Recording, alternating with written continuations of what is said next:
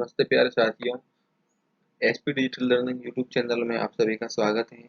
हमारे चैनल के अंदर इस प्लेलिस्ट के अंदर या इस वीडियो के अंदर mathematics part RPSC first grade school व्याख्याता के लिए महत्वपूर्ण रहेगा। इस सेशन के अंदर हम मैथ के संपूर्ण पार्ट को सभी पेपरों के लिए तैयार किए गए वीडियो या ट्यूटोरियल के थ्रू आपको समझाएंगे। आप इस चैनल के अंदर या इस वीडियो के और नीचे की प्लेलिस्ट के वीडियो के सभी वीडियो लेक्चर को व्यू कीजिए, इसके प्रॉपर नोट्स बनाइए और इसी को बार बार रिवीजन कीजिए। आप आराम से 40% कवरेज कर सकते हो। कौन से पेपर फर्स्ट में? क्योंकि जो स्टूडेंट आर्ट्स बैकग्राउंड के हैं या फिर जो भी साथी भाई मित्र आर्ट्स बैकग्राउंड के हैं, उनका क्या होता है कि आर्ट्स बैकग्राउंड है तो जीके में कर लेते हैं, लेकिन जीके थोड़ा टफिस्ट रहता है तो मैथमेटिक्स का पार्ट कर नहीं पाते हैं, साइंस का पार्ट कर नहीं पाते हैं और मैनेजमेंट करते हैं। साइकोलॉजी थोड़ा भी टफिस्ट रहता है नॉर्मली, तो जिसकी वजह से 40% नहीं बन पाते हैं और सीटें मैक्सिमम टाइम तो ये देखा गया है कि खाली जाती है। खाली जाने का रीजन यही है कि पेपर का लेवल थोड़ा सा टफिस्ट रहता है। तो इस चैनल के अंदर जो भी आपको मैथ्स पार्ट के वीडियो मिल रहे हैं स्कूल व्याख्याता आरपीएससी फर्स्ट ग्रेड के लिए या स्कूल लेक्चरर के लिए, वो आप व्यू कीजिए और प्रॉपर नोट्स बनाइए और नोट्स को बार बार रिवीजन कीजिए। गारंटी के साथ कह सकता हूँ, आप मान लीजिए 10 क्वेश्चन आ रहे हैं तो 10 में से 8 या 9 क्वेश्चन आराम से कर सकते हो। तो चलिए शुरू करते हैं हम। RPSC first grade first paper maths part है, जीके जीएस फर्स्ट पेपर होता है। हाँ, पहला नंबर सिस्टम संख्या पद्धति के अंदर दो प्रकार के नंबर है, रियल नंबर और इमेजनरी। अब इमेजनरी में काल्पनिक लिखा है, आभासी लिखा है और वास्तविक लिखा है, यानी कि जिसे हम शो नहीं कर सकते, लिख नहीं सकते, आभासी बोर्ड बताया जा रहा है। और काल्पनिक मतलब जिसे हम कल्पना कर सकते हैं, जैसे रूट के अंदर कोई संख्या -1 रूट के अंदर देती है, स्क्वायर रूट के अंदर -5 माइनस के अंदर, या फिर आयोटा, जिसको हम इमेजनरी नंबर बोलते हैं। रियल नंबर वास्तविक संख्या है, दो प्रकार की, रेशनल इरेशनल। रेशनल मतलब परिमेय, परिमेय के अंदर जिसे हम पी/क्यू के रूप में लिख सकते हैं परिमेय, और इरेशनल पी/क्यू के रूप में नहीं लिख सकते। और पी/क्यू के रूप में लिख सकते हैं, दो प्रकार की होती है, जैसे 2/2 एक आ गया, 5/5 एक आ गया, तो उसको बोलेंगे इंटीजर यानी कि पूर्णांक, पूर्ण अंक है तो पूर्णांक हो गया। फिर आता है फ्रैक्शन भिन्नात्मक, 1/5, 2/5, 2/100, 1/100, कुछ भी लिखो तो वो फ्रैक्शन में आ गया, भिन्नात्मक संख्या। फिर इसी को थोड़ा आगे एक्सपेंड करते हैं, तो इसमें बताया जा रहा है कि रियल रेशनल नंबर परिमेय संख्या जिसे पी/क्यू के रूप में व्यक्त किया जा सके और या फिर लिखा जा सकते हैं। क्यू बराबर नॉन जीरो हो, पी अंश यानी कि ऊपर का पार्ट है, क्यू हार नीचे का पार्ट है यानी अंश बटे हार है, एनोमीटर बटा डिनोमिनेटर का। फिर अगला एक लाइन देखिएगा, प्रशांत सभी अशांत आवर्ती दशमलव संख्याएं परिमेय होती हैं।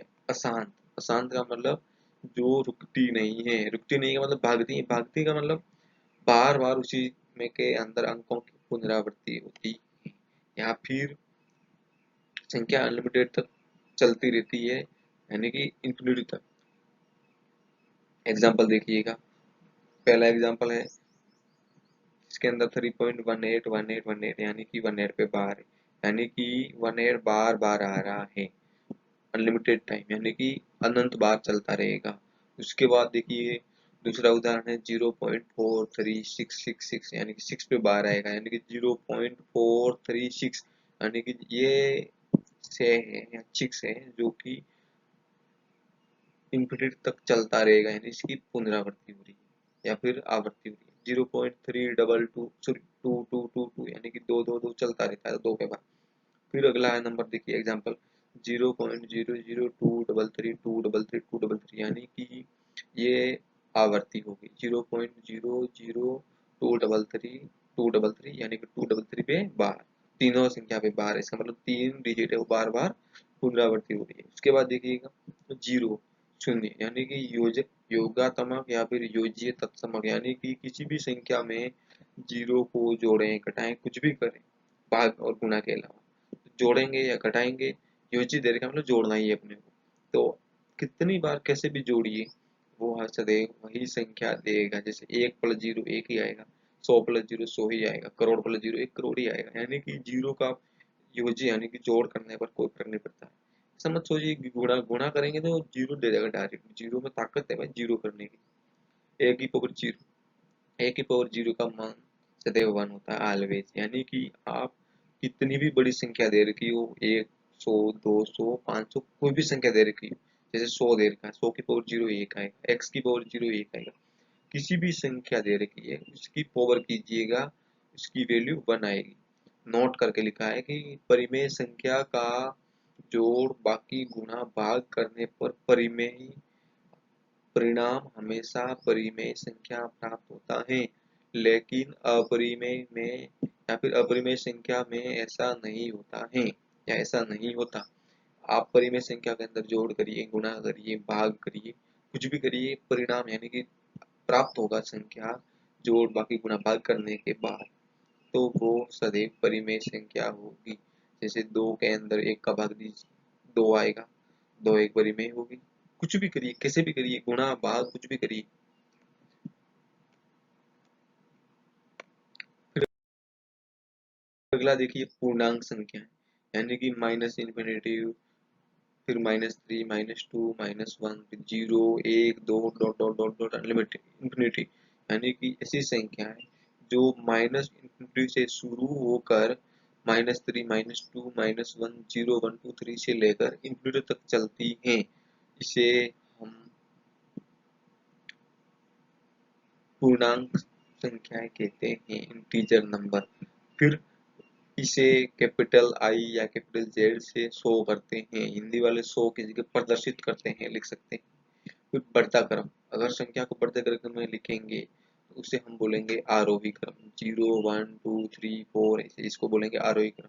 इधर ध्यान रखना पूर्णांक लिखा है मतलब आगे जीरो आएगा, पूर्ण संख्या या पूर्णांक संख्या।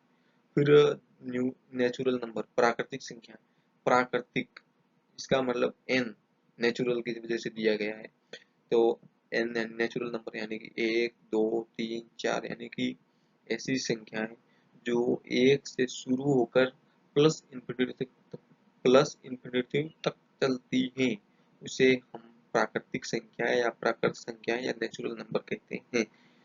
इसे कैपिटल एन से प्रदर्शित करते हैं। फिर नोट करने में देखिएगा, दो लगातार प्राकृत संख्याओं का योग, यानी कि दो प्राकृत संख्या है वो भी लगातार उसका योग करेंगे तो विषम आएगा। जैसे 1 और 2 3, 5 और 6, 5 और 6 11 विषम। कुछ भी करिए, कैसे भी करिए आप, वो लेने दो लगातार कंटिन्यूस। यानी कि 5 लिए तो अगला 6, जैसे 10 लिया तो 11, 10 लिया तो अगला 11, ऐसे कंटिन्यू लेनी है। अगला देखिए, दो लगातार प्राकृत संख्याओं का अंतर, लगातार बोला है, यानी कि 5 और 6 इसका अंतर करेंगे, 6 - 5 1 आएगा, 100 - 99 1 आएगा। कुछ भी करिए लेकिन दो क्रमागत मतलब कंटिन्यूसली संख्या, उसकी वैल्यू आएगा 1 सदैव ऑलवेज। अगला देखिएगा, दो लगातार प्राकृत संख्याओं का गुणा, यानी कि दो लगातार संख्या लेनी है। कौन सी दो? जैसे 4 और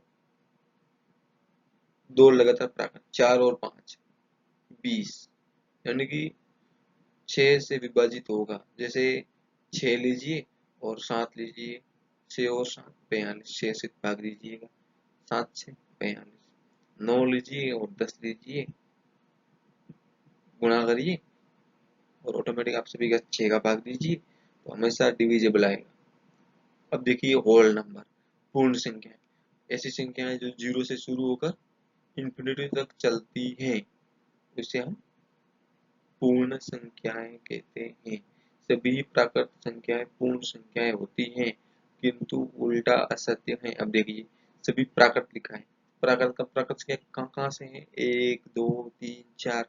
अब देखिए डब्लू के अंदर 1 2 3 4 और जीरो भी है, इसका मतलब जीरो को ना गिने। अब देखिएगा 1 2 3 4 इंफिनिटी तक चल रही है, इसका मतलब सभी प्राकृत संख्याएं पूर्ण संख्याएं होती हैं, किंतु इसका उल्टा, उल्टा का मतलब सभी पूर्ण संख्या प्राकृत होती हैं। अब देखिए पूर्ण संख्या यानी होल नंबर में जीरो है और प्राकृत में देखिए जीरो नहीं दे रखा है, इसका मतलब ये इसके अंदर नहीं हो सकती। अब मोस्ट इंपोर्टेंट चीज देखिएगा, रूट के अंदर अभाज्य संख्या सदैव अपरिमेय होती है, जैसे रूट 7, रूट 11, रूट 2। अब रूट के अंदर आप कोई भी अभाज्य संख्या लिखो और वो कैसी होगी, अपरिमेय। ये ध्यान रखना हमेशा। हिंट है ये हिंट बहुत रेयर किसमें मिलती है, बहुत कम कंटेंट है। इसी को आप लिख दीजिएगा, अपनी अच्छी सी एक नोट्स बनाइएगा और इसी को बार बार रिवीजन कीजिएगा, गारंटी आपका 40% क्रॉस हो जाएगा। मैथ्स के पार्ट में आप 70% से 80% क्वेश्चन कर दोगे मैथ्स के फर्स्ट ग्रेड के अंदर, स्कूल व्याख्याता के अंदर। अब नेक्स्ट देखिएगा, भाज्य या भाजक या यौगिक या युक्त संख्या या कंपोजिट नंबर या ऐसी संख्याएं जो दो या दो से बड़ी संख्या से भागित होती हो, जैसे 4 है, 2 का भाग जा रहा है, 6, 8, 9, 10, 16, 100, 200, 500, कुछ भी लीजिएगा आगे। 4 में 2 का भाग जा रहा है, 6 में जा रहा है, 8 में जा रहा है, 9 में नहीं जा रहा है, लेकिन 2 से बड़ी का जा रहा है, 3 का। 10 के अंदर देखिए 2 से बड़ी 5 है, 5 का जा रहा है, 2 का भी जा रहा है। जैसे अगर मान लो मैंने 11 ले लिया, किसी का नहीं जा रहा तो नहीं होगी, तो वो भाज्य नहीं है। जैसे मैंने 12 ले लिया, 2 का भी जा रहा है, 3 का भी जा रहा है, 4 का भी जा रहा है, 6 का भी जा रहा है, तो भी भाज्य है। सबसे छोटी भाज्य संख्या, छोटी पूछा है और सबसे छोटी भाज्य संख्या। अब देखिए 4 लिखा है, क्योंकि 2 ना तो भाज्य और ना अभाज्य, एक सॉरी, 1 2 अभाज्य संख्या, सबसे छोटी भाज्य संख्या पूछा है। भाज्य में देखिए 4 है, सबसे छोटी सम अभाज्य पूछा है तो भी 4 है। सबसे छोटी विषम भाज्य, विषम भाज्य मतलब ऐसी छोटी विषम संख्या जिसके अंदर 2 या 2 से बड़ी संख्या का भाग जाता है, जैसे 9 है, 9 के अंदर 3 का जा रहा है। फिर 12, 12 का मतलब छोटी नहीं रहेगी, बड़ी हो जाएगी 9 से, इसलिए 9 आ रहा है। ये बहुत इंपॉर्टेंट है, 3 लाइन ये लिख दीजिएगा नोट करके, और इम्पोर्टेंट है बहुत। फिर अभाज्य संख्याएं या रूट संख्याएं या अग्र संख्या या प्राइम नंबर, ये देखिए वह संख्या है जो केवल एक से या स्वयं से भागित होती है, अन्य से नहीं। यानी कि जैसे 2, 3, 5, 7, 11, 13, 17, यानी कि देखिए 2 के अंदर 2 का जा रहा है या 1 का जा रहा है, इसके अलावा किसी का नहीं जा रहा। 3, 3 का जा रहा है या 1 का जा रहा है, 5, 5 का जा रहा है, 1 का, 7, 7 का जा रहा है, 1 का, इसके अलावा किसी का भाग नहीं जा रहा। 11, 11 के अंदर 11 का जा रहा है या 1 का जा रहा है, इसका मतलब ऐसी संख्या है जिसके अंदर स्वयं यानी खुद का या किसी एक के अलावा और का भाग न जाता, उसे अभाज्य संख्या कहते हैं। अब देखिए सबसे छोटी अभाज्य संख्या है 2, अगर 2 सबसे छोटी अभाज्य है, इसीलिए यहाँ पर सबसे छोटी समभाज्य संख्या है 4 आई है, और सबसे छोटी भाज्य संख्या भी 4 आई है, क्योंकि 2 तो भाज्य भी नहीं है, अभाज्य है इस कारण से। अगला देखिएगा, सबसे छोटी सम अभाज्य संख्या, इधर सम पूछा है और अभाज्य पूछा है, तो 2 क्यों, क्योंकि 2 सम संख्या है। अभाज्य इसके अंदर 1 का जा रहा है या खुद का जा रहा है, किसी और का नहीं जा रहा है। सबसे छोटी विषम, अब देखो विषम पूछा है और वो भी पूछा अभाज्य। अभाज्य का मतलब देखिए 3 है, 3 के अंदर 3 का जा रहा है या 1 का जा रहा है, क्योंकि न 2 का जा रहा है, 3 के ऊपर भी किसी का नहीं जा रहा क्योंकि बड़ी हो जाएगी, इसका मतलब 3 विषम और सबसे छोटी अभाज्य संख्या है। अब नोट इम्पोर्टेंट पॉइंट ये है, एक न तो भाज्य है और न ही अभाज्य संख्या है, ध्यान रखिए। एक के अंदर 1 का जा रहा है बस, और खुद का भी जा रहा है, एक ही है, इसका मतलब इसको न तो भाज्य कह सकते हैं और न अभाज्य कह सकते हैं। अगला देखिए, 0 से 10, 10 से 20, 20 से 30, 30 से 40, 40 से 50, 50 से 60, 60 से 70, 70 से 80, 80 से 90, 90 से 100, ये क्या है, गिनती दे रखी है। अब देखिए 0 से लगाकर 10, 4 अभाज्य संख्याएं कौन सी है, 2, 3, फिर 2, 3, फिर 5, 7, बस, क्योंकि 9 तो नहीं है जा रहा है, इसका मतलब 2, 3, 5, 4 संख्या। इसी प्रकार इसके अंदर देखिए 11, 13, 17, 19, 4 है, तो आप 20 से 30 के बीच में 2 है, कौन सी है, 23 और 29। 30 से 40 के बीच में 2 है, कौन सी है, 31 और 37। 50 और 60 के बीच, तो 40 और 50 के बीच में 3 है, कौन सी है, 43 हो जाएगी। फिर 41, 43 और 46, 3 हो जाएगी। इसी प्रकार 50 और 60 के बीच में 2 है, 70 और 80 के बीच में 2 है।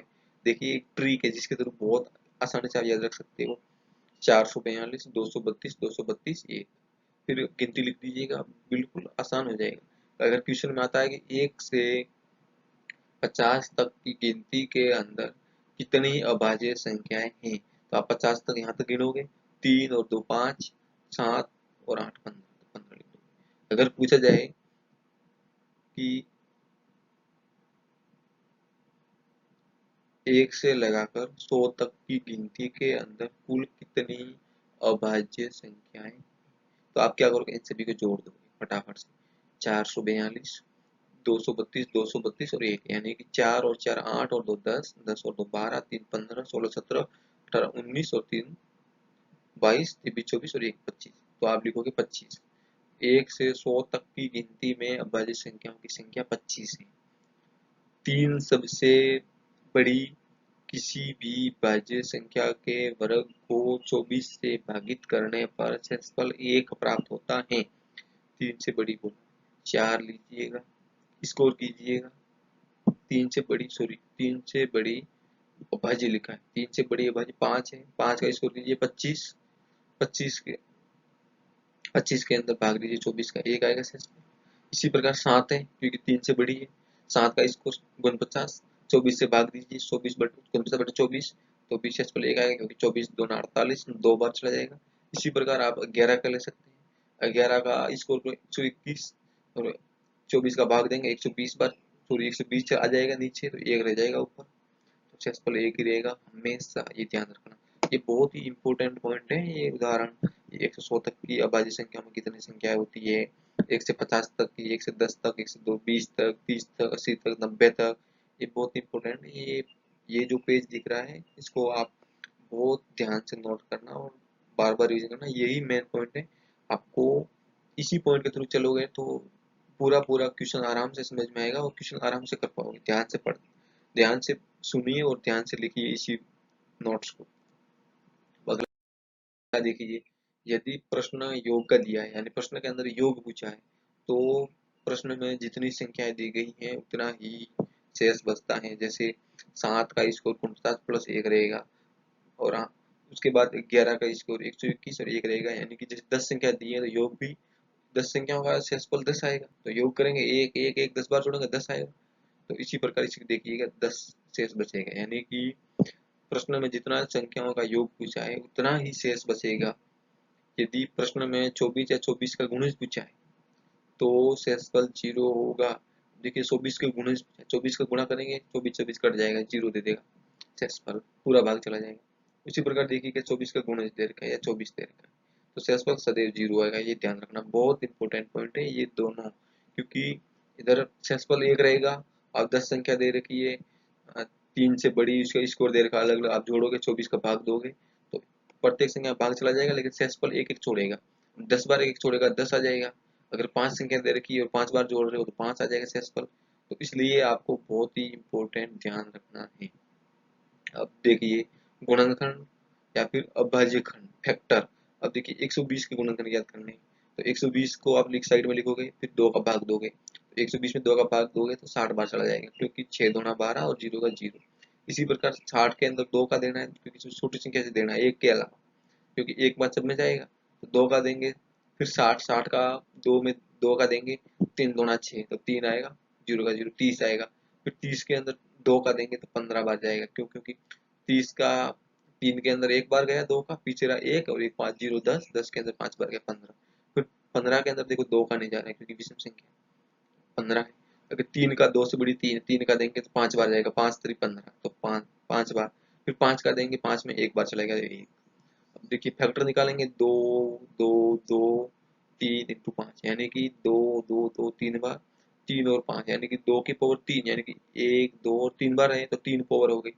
फिर 3 दे रखा है एक बार, तो 3 एक बार लिख दिया, 5 दे रखा है एक बार, तो एक बार लिख दिया, ये इसके हो गए फैक्टर। अब देखिए एक अगला क्वेश्चन देखिए, 120 की पावर 7 का अभाज्य गुणनखंड ज्ञात करो। इस 120 की पावर 7 दे रखा है, अब आपको इसकी क्या करना है, 120 के गुणनखंड करना है पहले तो। अब गुणनखंड करोगे तो कितना अभी किया है यहाँ पे, कितना आएगा, 2 की पावर 3 इंटू 3 की पावर 1 इंटू 5 की पावर 1। अगर देखिए इधर 5 की पावर 1, 3 की पावर 1 और 2 की पावर 3, अब देखिए ऊपर 120 के ऊपर होल पावर 7 दे रखी है, इस संख्या की होल पावर 7 कर दीजिएगा।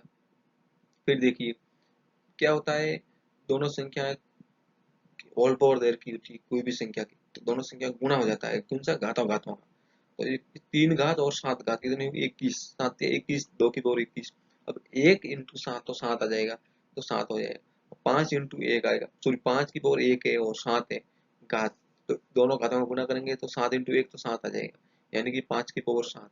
अब देखिए इसने पूछा है कितने खंड बनेंगे, कौन से अभाज्य खंड, अभाज्य खंड मतलब अब 7 है 21 और इतने 7 है, 3 के 2 के तो 21 बनेंगे, 3 के 7 बनेंगे, 5 के 7 बनेंगे, तो 21 और 7 28 और 7 35, यानी कि 35 अभाज्य खंड बनेंगे।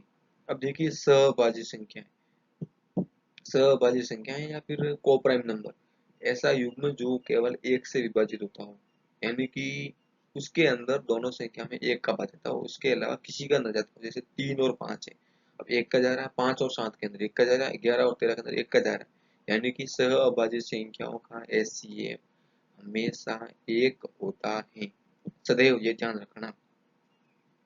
नेक्स्ट देखिएगा,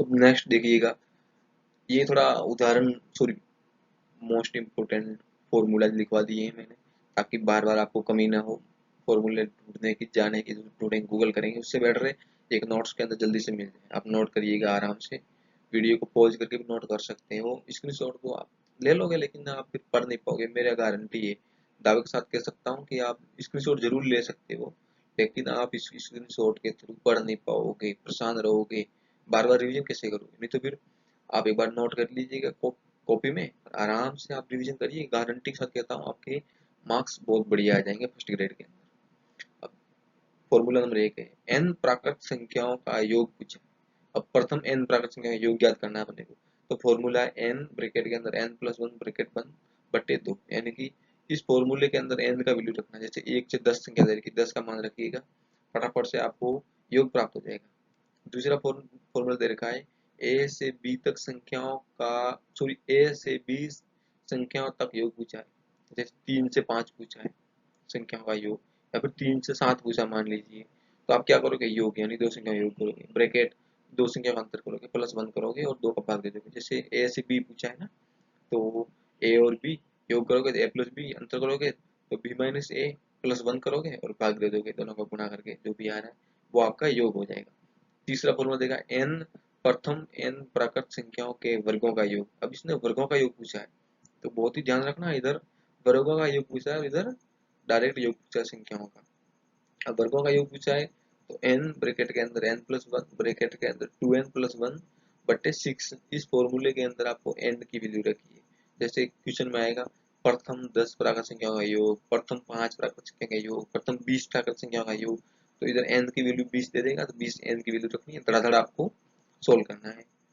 फिर चौथा क्वेश्चन, सॉरी चौथा फॉर्मूला दे रखा है, n प्रथम n प्राकृत संख्याओं के घनों का योग, और इधर वर्गों का था, इधर सिंपल था, इधर घन दे दिया, घन का मतलब क्यूब, क्यूब का मतलब n n+1/2 का होल स्क्वायर, इस फॉर्मूले के अंदर आपको n की वैल्यू रखनी है और वो उसके क्यूबों का योग दे देगा, क्यूबों का योग मतलब उसके 1 2 3 4 5 5 संख्या दे रखी, 1 का क्यूब, 2 का क्यूब, 3 का क्यूब, 4 का क्यूब, 5 का क्यूब, अलग अलग करोगे तो बहुत टाइम लगेगा, इस फॉर्मूले के अंदर रखना है, ऑटोमेटिक आपको क्यूब का योग प्राप्त हो जाएगा, जितनी संख्या दे रखी है उसका। पांचवा फॉर्मूला दे रखा है, n प्रथम सम संख्याओं का योग, अब देखिए इधर प्राकृत संख्या थी, इधर सम आ गया है, प्रथम और सम, सम का मतलब 2 4 6 8, तो आपको क्या करना है, n की वैल्यू रखनी, जैसे प्रथम 10 सम संख्या का योग यानी कि 20 तक जाए, तो n ब्रैकेट के अंदर n+1 करोगे, धड़ाधड़ आपको योग मिल जाएगा। अगला देखिए 2 अंकों की संख्या, इससे ऊपर छठा देखिए, n प्रथम विषम संख्याओं का योग पूछा है, विषम का योग पूछा, जैसे स्कोर कर दीजिएगा n की वैल्यू, जैसे 10 प्रथम 10 विषम संख्या योग पूछा है तो 10 का स्कोर कीजिएगा, 100 आ जाएगा, ऑटोमेटिक बात हो जाएगा। सातवां दे रखा है, 2 अंकों की संख्या, अगर बहुत सारे क्वेश्चन आते हैं एसएससी में भी आते हैं ऐसे, 2 अंकों की संख्या x, y 2 अंकों की संख्या है, तो x क्या है दायिका अंक, y क्या इकाई का अंक, और यदि संख्या के अंकों को पलटने पर वाई एक्स हो जाएगा, एक्स इकाई का अंक हो जाएगा, वाई दहाई का अंक हो जाएगा। गुणा के अंदर भी सेम हो जाएगा, योग के अंदर भी सेम हो जाएगा। ठीक है, ये एक बहुत इंपॉर्टेंट चीज है, इस फॉर्मूले को भी ध्यान रखना। अगला है योज्य तत्समक शून्य। ये तो आपको पता ही है, मैंने पहले भी बता दिया हूँ कि योगात्मक तत्समक जीरो होता है, क्योंकि किसी संख्या में जीरो जोड़ने पर कोई प्रभाव नहीं, या फिर जीरो घटाने पर कोई प्रभाव नहीं पड़ता है। अगला देखा गुणन तत्समक, ऐसी संख्या है जिसका गुणा करने पर संख्या सेम रहती हो, उसे तत्समक बोलते हैं, गुणन तत्समक। यानी कि एक के अलावा कोई भी संख्या नहीं है जिसका हम गुणा करने पर हमें वही संख्या प्राप्त हो। जैसे 7 एक का गुणा करेंगे 7 आएगा, 100 एक का गुणा करेंगे 100 ही आएगा, 5x एक का गुणा करेंगे 5x ही आएगा। ठीक है, ध्यान रखना है ये चीज। अगला दे रखा है 10वां योज्य प्रतिलोम, यानी कि योगात्मक विलोम। योगात्मक विलोम का मतलब ए का मतलब माइनस ए। जैसे कोई भी संख्या दे रखी ए, उसके बाद जीरो करना है उस संख्या को, तो माइनस ए का मतलब क्या करना है अपने को, उसमें घटाना मतलब उसको जोड़ना। माइनस ए को जोड़ोगे तो उसमें से वो संख्या काट के जीरो दे देगा, तो उसको बोलेंगे उसका ए का प्रतिलोम माइनस ए। अगर 5 दे रखा है तो इसका प्रतिलोम -5। उसी प्रकार देखिए गुणन प्रतिलोम, गुणन प्रतिलोम का मतलब हुआ गुणा करने पर 1 आना चाहिए। तो 1 कैसे आएगा, बी दे रखा है तो इसके अंदर 1/b से गुणा करेंगे तो वो आ जाएगा, उसका विपरीत आ जाएगा। अगर मान लो 5 2/5 दे रखा है तो अपन उसको गुणा करेंगे 5/2 से, तो फटाक से अपने को प्राप्त हो जाएगा क्या, एक वैल्यू आ जाएगी, क्योंकि 2 से 2 कट जाएगा, 5 से 5 कट जाएगा। ठीक है, अगला लास्ट स्लाइड है 2 मिनट का, देख लीजिए लास्ट में प्लेस वैल्यू आ जाएगी। स्थानीय मान के अंदर उदाहरण देखिए, डायरेक्ट समझ में नहीं आएगा। 4 3415 में देखिएगा, 3415 एग्जाम्पल है। अगर 3 का स्थानीय मान पूछे तो 3 करके देखिए, 1 2 3 संख्या मतलब 3 जीरो है। 4 का स्थानीय मान पूछा है तो 4 करके 2 जीरो। अगर 1 का स्थानीय मान पूछा है तो 10, यानी कि 1 करके बाद 15 मतलब 5 1 जीरो लगाना है। अगर 5 का स्थानीय मान पूछा है तो 5 एक बार तो 1 आ जाएगा। अगर पॉइंट में दे रखी है यानी कि 0.435 में दे रखा है, मान लो जो 0.453 दे रखा है, तो 4 का स्थान पूछा है, क्योंकि पॉइंट है तो 0.4 आ जाएगा। 0.4 को 4/10 लिख सकते हैं, क्योंकि एक जीरो है आगे, मतलब पीछे एक जीरो लगाना है 100 के। ठीक, अगला देखिएगा, एक जीरो मतलब पॉइंट के बाद एक संख्या है। 5 दे रखा है, अगर 5 देखिए, 5 के बाद आगे कितना है, 4 दे रखा है और पॉइंट दे रखा है, मतलब 0.05। 05 का मतलब 5/100। क्यों, क्योंकि देखिएगा 5 और 100 पॉइंट का 2, फिर 5 और जीरो दो संख्या है तो नीचे भी 2 जीरो। और 3 का प्लस वैल्यू पूछा है, अब देखिएगा 0.003, इसका मतलब 3/1000। 1000 मतलब 1 2 और 3, क्यों, क्योंकि 3 0 0 तीन संख्या दे रखी पॉइंट के बाद। अब एक्सटेंडेड फॉर्म देखिए, विस्तारित रूप, यानी कि हम उसको कैसे फैला के लिख सकते हैं। अब देखिए दो 321.15 का विस्तार रूप लिखना है, 321.15। इसका मतलब देखिए 3 के बाद पॉइंट को छोड़ दीजिए, पहले 3 के बाद 21 है, इसका मतलब 3 के बाद 2 जीरो, तो 3 के बाद 2 जीरो 300 प्लस, अगर 21 है इसका मतलब जीरो को इधर बीच एक के जगह जीरो लगाएंगे तो 20 प्लस, इधर एक है तो एक प्लस। अब देखिए इधर कितना है, 15 है, इसका मतलब पॉइंट के बाद पहले एक का लिखिए, पॉइंट का एक है, इसका मतलब 1/10। फिर पॉइंट पॉइंट का 0.5 का मतलब 5/100। आप इसको पहले हल करोगे, आसानी से ये प्राप्त मिल जाएगा, आसानी से। इसकी इसी को हमने इसी फॉर्म में लिखा है, जस्ट इसको ऐसा था तो ऐसा लिखा, इसको ऐसा था तो ऐसा लिखा, ये ध्यान रखना बहुत इंपॉर्टेंट है। इन शॉर्ट में अब देखिएगा 200 प्लस 40 प्लस 3 प्लस 1/10 प्लस 2/10, इसी को देखियो 240 और 343 243, फिर पॉइंट 0.02 और 0.01 यानी कि 0.12 आ जाएगा, तो 243.12 लिख देना। अब देखिए नोट, ये बहुत इंपॉर्टेंट है, बहुत खतरनाक पॉइंट है ये चीज। क्या लिखा है कि 79.37 में 7 के स्थानीय मानों का योग व अंतर बताओ।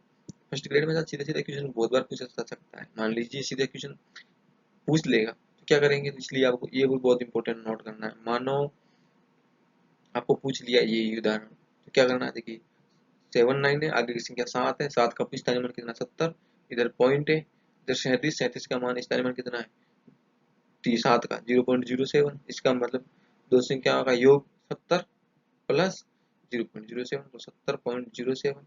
अगर अंतर पूछा है तो 70 फिर माइनस 0.07, इसका मतलब 69.93। तो थैंक यू। आपको इस वीडियो को देखना है, नोट्स बनाने हैं शानदार। अगला वीडियो जल्दी मैं इस चैनल पर डाल दूंगा। आपको फर्स्ट ग्रेड से रिलेटेड जितने भी मैथ्स पार्ट होगा पूरा का पूरा मैं कवर करवा दूंगा। आप आराम से कवर करिए और नोट्स प्रॉपर बनाइए। फिर नोट्स बनाने के बाद आप उसी को रिवीजन करिए। रिवीजन करते हो उससे क्या होगा, आपकी प्रैक्टिस बन जाएगी। और ऐसे दो बहुत सारी किताबें या बुक्स आपके पास होगी फर्स्ट ग्रेड की, जो भी आप पढ़ रहे हो तैयारी कर रहे हो, तो ऐसा तो है नहीं कि बिना बुक्स के कर रहे होगे, बुक्स होगी आराम से। या फिर दूसरे किसी के कोर्स ले रखा होगा ऑनलाइन क्लासेस वगैरह का, तो उसमें भी क्वेश्चन आएंगे, ट्यूटोरियल आएंगे, क्वेश्चन आएंगे या फिर असाइनमेंट आएंगे। तो आप इस लेक्चर या इस वीडियो को देखिए और इसके नोट्स बनाइए, उस नोट्स को देखिए और उसके बाद क्वेश्चन सोल्व करिए। अगर क्वेश्चन सोल्व नहीं करना, समझ में नहीं आ रहा है, तो नीचे कमेंट बॉक्स में कमेंट में करिए और क्वेश्चन भेजिए। और अगर जितना भी मेरे से हो सकेगा मैं आपको उसका सॉल्यूशन बताऊंगा। और वीडियो अच्छा लगे तो like share and subscribe channel को जरूर कीजिएगा। थैंक यू, धन्यवाद।